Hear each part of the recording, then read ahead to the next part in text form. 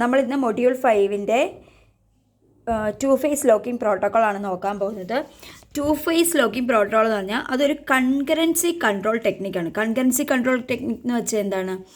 Concurrency control technique എന്ന് വെച്ച് കഴിഞ്ഞാൽ നമ്മൾ ഒരു മൾട്ടിപ്പിൾ ട്രാൻസാക്ഷൻസ്, അപ്പോൾ T1 T2 അങ്ങനെ മൾട്ടിപ്പിൾ ട്രാൻസാക്ഷൻസ് ഒരു ടൈമിൽ തന്നെ ഡേറ്റാബേസിൽ നടക്കുമ്പം ആ ഡേറ്റാബേസ് കൺസിസ്റ്റൻ്റ് ആയിരിക്കണം.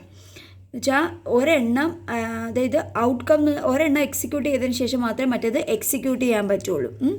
അപ്പം ഇപ്പം എന്നുവെച്ചാൽ T1 എക്സിക്യൂട്ട് ചെയ്തു, പിന്നെ T2 എക്സിക്യൂട്ട് ചെയ്തു. അപ്പം T1-ലെ വാല്യൂസും T2-ൻ്റെ വാല്യൂസും തമ്മിൽ ഇൻ്റർഫറൻസോ പിന്നെ ഇൻകറക്റ്റ് റിസൾട്ട്സോ അങ്ങനെയൊന്നും ഉണ്ടാവാൻ പാടില്ല. അതാണ് കൺകറൻസി എന്ന് പറയുക. അപ്പം ആ കൺകറൻസിയെ കൺട്രോൾ ചെയ്യാനുള്ള ഒരു ടെക്നിക്കാണ് 2 ഫേസ് ലോക്കിംഗ് പ്രോട്ടോക്കോൾ എന്ന് പറയുന്നത്. ഇവിടെ ലോക്കും ഉണ്ട് അൺലോക്കും ഉണ്ട്. ഇത് രണ്ടും 2 ഫേസസിലാണ് ചെയ്യുന്നത്. ഇവിടെ ബോത്ത് ലോക്കും ഉണ്ട് അൺലോക്കും ഉണ്ട്. ആദ്യം ഇത് എന്ത് ചെയ്യും? ഒരു ട്രാൻസാക്ഷൻ വന്നു കഴിഞ്ഞാൽ അതിനെ ലോക്ക് ചെയ്യും. എന്നിട്ട് ആ ട്രാൻസാക്ഷൻ കംപ്ലീറ്റ് ചെയ്യുമ്പോൾ, ഒരു ട്രാൻസാക്ഷൻ എന്ന് പറഞ്ഞു കഴിഞ്ഞാൽ അതിനകത്ത് റീഡ് കാണും റൈറ്റ് കാണും. അപ്പം ആദ്യം എന്ത് ചെയ്യും? ആദ്യം ആ ട്രാൻസാക്ഷനെ ലോക്ക് ചെയ്യും, പിന്നെ അതിനെ റീഡ് ചെയ്യും, പിന്നെ അതിനെ റൈറ്റ് ചെയ്യും, പിന്നെ അതിനെയാണ് അത് എന്ത് ചെയ്യുക? റിലീസ് ചെയ്യുക അല്ലെങ്കിൽ അൺലോക്ക് ചെയ്യുക. ഈ 2 ഫേസ് പ്രോട്ടോക്കോളിന് 2 ഫേസസ് ഉണ്ട്. ഒന്ന് ഗ്രോയിങ് ഫേസും ഒന്ന് ഷ്രിങ്കിങ് ഫേസുമാണ്.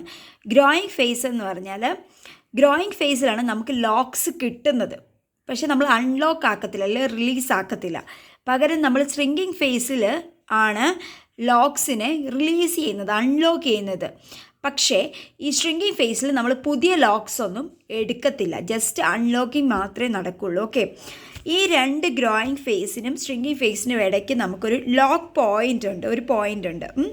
എന്നുവെച്ചാൽ ഈ ഗ്രോയിങ് ഫേസിൽ നമ്മൾ പറഞ്ഞു ലോക്കിംഗ് നമ്മൾ ചെയ്യും, ലോക്സ് നമ്മൾ ചെയ്യും. എന്നിട്ട് ഇതെന്ത് ചെയ്യും? ഒരു ലോക്ക് പോയിന്റിലേക്ക് വരും. എന്നതിന് ശേഷമാണ് നമ്മൾ എന്ത് ചെയ്യുക? ഷ്രിങ്കിങ് ഫേസിലേക്ക് പോവുക. എന്നുവെച്ചാൽ growing phase will lock all the transactions and come to the final lock. After the growing phase, we cannot allocate new locks. ഒരു ലോക്സ് പോലും അലോക്കേറ്റ് ചെയ്യാൻ പറ്റില്ല. ഈ ലോക്ക് പോയിന്റ് കഴിഞ്ഞ് കഴിഞ്ഞാൽ ഷ്രിങ്കിങ് ഫേസിൽ എന്ത് ചെയ്യും? അത് റിലീസ് ചെയ്യും അല്ലെങ്കിൽ അൺലോക്ക് ചെയ്യും. ഓക്കെ, നെക്സ്റ്റ് ഈ ലോക്കിംഗ് പ്രോട്ടോക്കോൾ എങ്ങനെയാണ് കൺകറൻസി അച്ചീവ് ചെയ്തതെന്ന് വെച്ചാൽ, ഇത് ലോക്സിനെ ഒന്നും അൺനെസസറി ഹോൾഡ് ചെയ്യുന്നേയില്ല. എന്ന് വെച്ചാൽ അപ്പം നമുക്ക് എന്താ ഒരു സെക്യൂരിറ്റി വരും. അതായത് ഒരു ട്രാൻസാക്ഷൻ കഴിഞ്ഞതിന് ശേഷം മാത്രം, അതായത് ഒരു ട്രാൻസാക്ഷൻ കഴിഞ്ഞു, അപ്പോൾ ആ ട്രാൻസാക്ഷൻ്റെ ഡീറ്റെയിൽസ് മറ്റൊരു ട്രാൻസാക്ഷന് കാണാൻ പറ്റില്ല. ഒന്ന് ലോക്ക് ചെയ്തു, പിന്നെന്താ റീഡ് ചെയ്തു, റൈറ്റ് ചെയ്തു, അപ്പം മറ്റൊരു ട്രാൻസാക്ഷൻ അതിൻ്റെ ഡീറ്റെയിൽസ് കാണാൻ പറ്റില്ല. പിന്നെ ടു ഏർലി ലോക്ക് ചെയ്യുന്നുണ്ട്. ഇത് ലോക്ക് ചെയ്തതിന് ശേഷമാണ് നമ്മൾ ട്രാൻസാക്ഷൻ്റെ ഓപ്പറേഷൻസ് എല്ലാം സ്റ്റാർട്ട് ചെയ്യുന്നത്. അപ്പോൾ ടു ഏർലി ലോക്ക് ചെയ്യുന്നുണ്ട്. പിന്നെ പെനാൽറ്റി ടു അതർ ട്രാൻസാക്ഷൻ, ഇതൊക്കെ കൊണ്ടിട്ടാണ് നമ്മൾ കൺകറൻസി അച്ചീവ് ചെയ്യുന്നത്. ഇപ്പം ഇത് നോക്കൂ, ഇവിടെ നമുക്കറിയാം, ഇവിടെ നമുക്ക്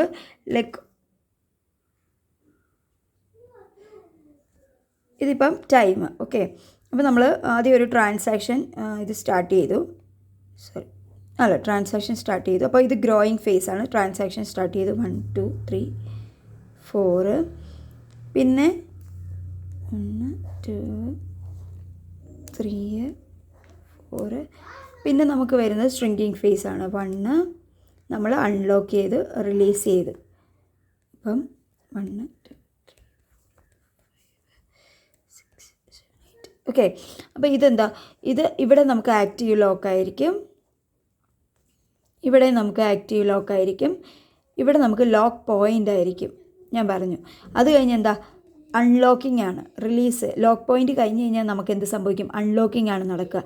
ലോക്സ് റിലീസ് ചെയ്യും, റിലീസ് ലോക്ക്, ഓരോ ലോക്സും റിലീസ് ചെയ്യും. അപ്പോൾ ഇത് ഏത് ഫേസാണ്? ഇതെന്ന് പറയുന്നത് ഗ്രോയിങ് ഫേസ് ആണ്. ഇതെന്ന് പറയുന്നത് ഷ്രിങ്കിങ് ഫേസ് ആണ്. ഷ്രിങ്കിങ് ഫേസ് ആണ്. ഇതാണ് ലോക്ക് പോയിൻ്റ്. അപ്പോൾ ഇതെന്ത് വരും? ഇവിടാണ് ലോക്ക് സംഭവിക്കുക. ഓക്കെ, ഇത് നമുക്ക് സ്റ്റാർട്ട് പോയിൻ്റ് എന്ന് പറയുക, ഒരു ട്രാൻസാക്ഷൻ്റെ സ്റ്റാർട്ട് പോയിൻ്റ്, ഇത് ട്രാൻസാക്ഷൻ്റെ എൻഡ് പോയിൻ്റ്. അപ്പോൾ ഇങ്ങനെയാണ് എന്താ പറയുക, കൺകറൻസി അച്ചീവ് ചെയ്യുന്നത്. അപ്പോൾ ട്രാൻസാക്ഷൻ ആദ്യം നമ്മൾ എന്ത് ചെയ്യും?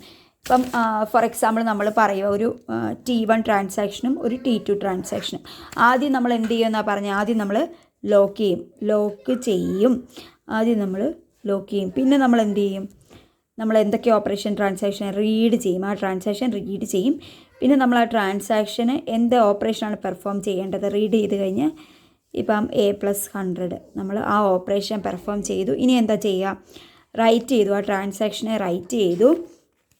പിന്നെ നമ്മൾ നെക്സ്റ്റ് ട്രാൻസാക്ഷനെ നമ്മൾ ഒരു ഐറ്റം ലോക്ക് ചെയ്തു, റീഡ് ചെയ്തു, പിന്നെ റൈറ്റ് ചെയ്ത അടുത്ത ട്രാൻസാക്ഷനെ നമ്മൾ വീണ്ടും ലോക്ക് ചെയ്തു.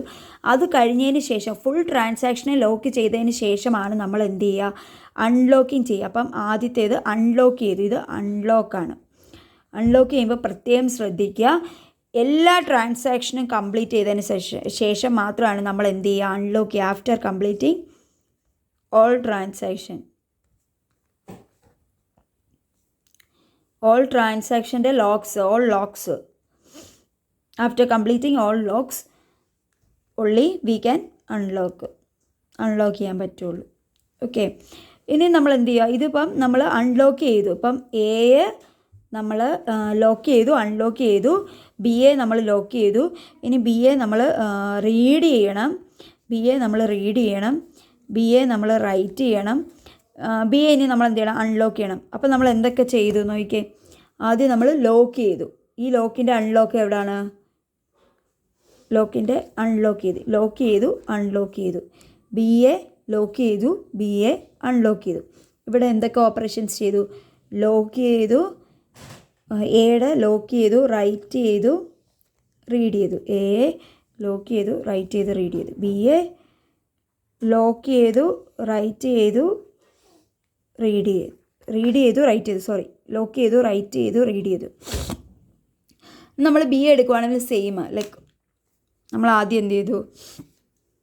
ആദ്യം നമ്മൾ ലോക്ക് ചെയ്തു, പിന്നെ നമ്മൾ റീഡ് ചെയ്തു, പിന്നെ നമ്മൾ റൈറ്റ് ചെയ്തു, പിന്നെ നമ്മൾ ബി എ ലോക്ക് ചെയ്തു, എ നമ്മൾ വീണ്ടും അൺലോക്ക് ചെയ്തു,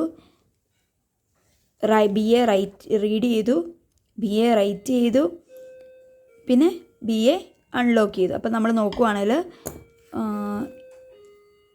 എ നമ്മൾ ലോക്ക് ചെയ്തു, എ അൺലോക്ക് ചെയ്തു.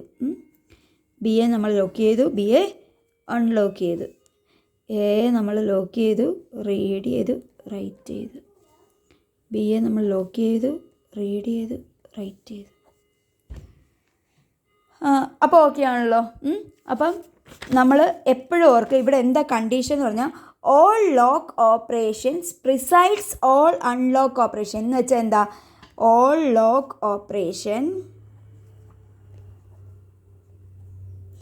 പ്രിസൈഡ്സ് ഓൾ അൺലോക്ക് ഓപ്പറേഷൻ എന്ന് വെച്ചാൽ എന്താ?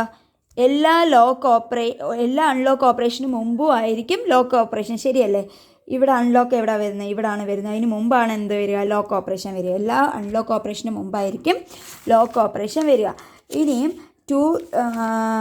ടു ഫേസ് പ്രോട്ടോക്കോൾസിൻ്റെ വേരിയേഷൻസ് വരുന്നത് 3ആണ്. കൺസർവേറ്റീവ് ടു ഫേസ് പ്രോട്ടോക്കോൾ ഉണ്ട്, സ്ട്രിക്റ്റ് ടു ഫേസ് പ്രോട്ടോക്കോൾ ഉണ്ട്, റിഗറസ് ടു ഫേസ് പ്രോട്ടോക്കോൾ ഉണ്ട്. കൺസർവേറ്റീവ് ഉണ്ട്, സ്ട്രിക്റ്റ് ഉണ്ട്, റിഗറസ് ഉണ്ട്. നമുക്കിത് എന്തൊക്കെയാണെന്ന് നോക്കാം. കൺസർവേറ്റീവ് എന്ന് പറഞ്ഞാൽ ഒരു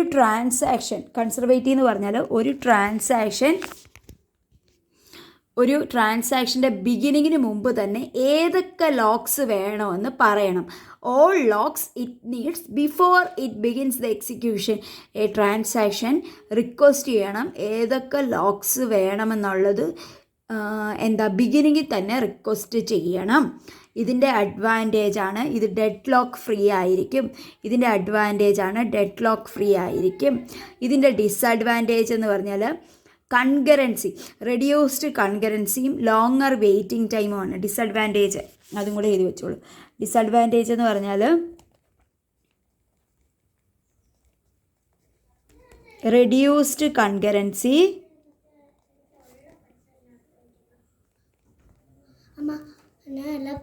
ഇതിൻ്റെ ഡിസഡ്വാൻറ്റേജ് റെഡ്യൂസ്ഡ് കൺകറൻസിയും ലോങ്ങർ വെയിറ്റിംഗ് ടൈമുമാണ് ഈ കൺസർവേറ്റീവ് ടു ഫേസ് പ്രോട്ടോക്കോളിൻ്റെ ഡിസഡ്വാൻറ്റേജ്. അഡ്വാൻറ്റേജസ് എന്ന് പറഞ്ഞാൽ ഡെഡ് ലോക്ക് ഫ്രീ ആയിരിക്കും. ഡെഡ് ലോക്ക് ഫ്രീ ആയിരിക്കും അഡ്വാൻറ്റേജ് എന്ന് പറഞ്ഞു കഴിഞ്ഞാൽ. അടുത്തതെന്ന് പറഞ്ഞാൽ strict two phase protocol. Strict two phase protocol ഇതെന്ന് പറഞ്ഞു കഴിഞ്ഞാൽ ഒരു ട്രാൻസാക്ഷന് ലോക്സ് എന്ന് വെച്ചാൽ എല്ലാ ലോക്സും കമ്മിറ്റ് ചെയ്യുന്നതിന് മുമ്പ് വരെ അണ്ടിൽ കമ്മിറ്റ് ചെയ്യുന്നതിന് വരെ എല്ലാ ലോക്സും റിലീസ് ചെയ്യാൻ പറ്റില്ല. ലോക്സ് കമ്മിറ്റ് അല്ലെങ്കിൽ abort until it commits or abort വരെ ലോക്സിനെ ഹോൾഡ് ചെയ്യണം. കമ്മിറ്റ് ഓർ അബോട്ട് ചെയ്യുന്നിടം വരെ ലോക്സിനെ ഹോൾഡ് ചെയ്യണം. ഓക്കെ, അതാണ് എന്ത് സ്ട്രിക്റ്റ് ടു ഫേസ് പ്രോട്ടോക്കോൾ എന്ന് പറഞ്ഞാൽ കമ്മിറ്റ് അല്ലെങ്കിൽ അബോട്ടിനെ ഹോൾഡ് ചെയ്യണം. അപ്പോൾ ഇതിനകത്ത് എന്താ ഡെഡ് ലോക്ക് ഉണ്ടാക്കാനുള്ള സാധ്യതയുണ്ട്. ഇതിൻ്റെ ഡിസഡ്വാൻറ്റേജസ് ആണ് എന്ത് ഇതിന് ഡെഡ് ലോക്ക് ഉണ്ടാക്കാൻ ഇതിൻ്റെ ഡിസഡ്വാൻറ്റേജ് ആണ് ഡെഡ് ലോക്ക് ഉണ്ടാകാനുള്ള പ്രോബബിലിറ്റി ഉണ്ടെന്നുള്ളത്. ഇതിൻ്റെ അഡ്വാൻറ്റേജ് എന്ന് പറഞ്ഞാൽ കോൺഫ്ലിക്റ്റ് സീരിയബിലിറ്റിയും റിക്കവറബിലിറ്റിയും ഗ്യാരണ്ടി ചെയ്യും. കോൺഫ്ലിക്റ്റ് സീരിയബിലിറ്റിയും റിക്കവറബിലിറ്റിയും ഗ്യാരണ്ടി ചെയ്യും.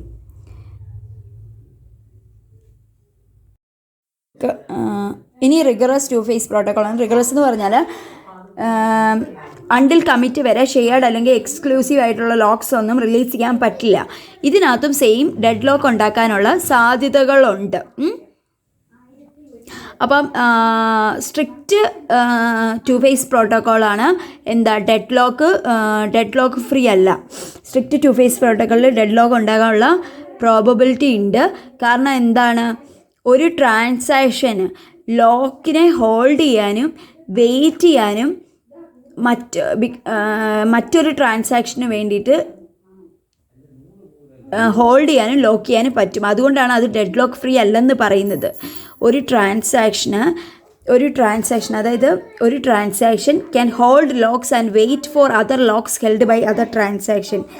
സ്ട്രിക്റ്റ് 2PL എന്ന് പറഞ്ഞാൽ ഡെഡ് ലോക്ക് ഫ്രീ അല്ല, നോട്ട് ഡെഡ് ലോക്ക് ഫ്രീ. കാരണം എന്താ, because it can hold locks and wait for other locks held by other transactions.